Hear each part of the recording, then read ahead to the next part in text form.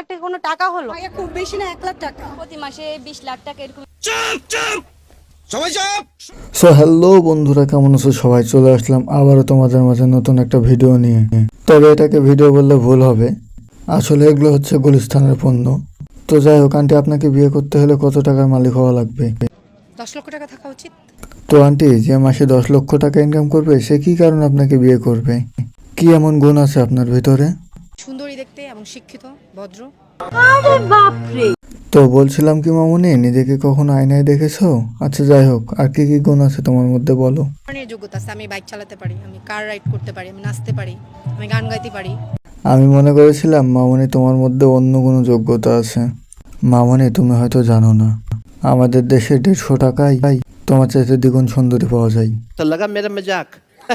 মামুনি, তোমার ড্রেসের দাম কত আজকে বলাই লাগবে।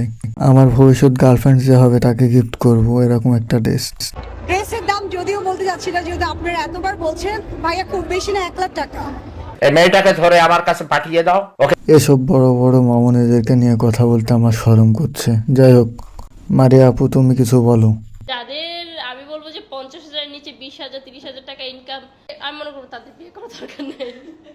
তুমি সব কি বলছো? মৌসুমী আপু, আপনি হয়তো সময় আরমের কথাটা বুঝতে পারেন নাই। তাই একটা বিকল্প পরামর্শ দিতে পারি। আফজল ভাই, আপনাকে এত কষ্ট করতে হবে না। আচ্ছা রিমু আপু তুমি বলে দাও, তাহলে আমরা কিভাবে থাকবো? ফোনে সানি লিওনের পিক দেখে দেখে, কি বললা? পরিমণের পিক দেখে দেখে তাদের জীবনটা চলুক।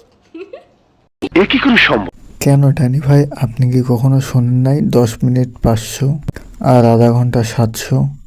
এভাবেই তো আজকে রিমু আপু কোটিপতি, যদিও সেটা কিছু কিছু কন্টেন্ট ক্রিয়েটরের টাকা। এইটা আমরা জানতাম। তো যাই হোক গাইজ, ভিডিওটা যদি ভালো লাগে অবশ্যই লাইক কমেন্ট শেয়ার করতে ভুলবেন না। চ্যানেলটি সাবস্ক্রাইব করে পরবর্তী ভিডিও দেখার জন্য আমাদের সাথেই থাকুন। ধন্যবাদ।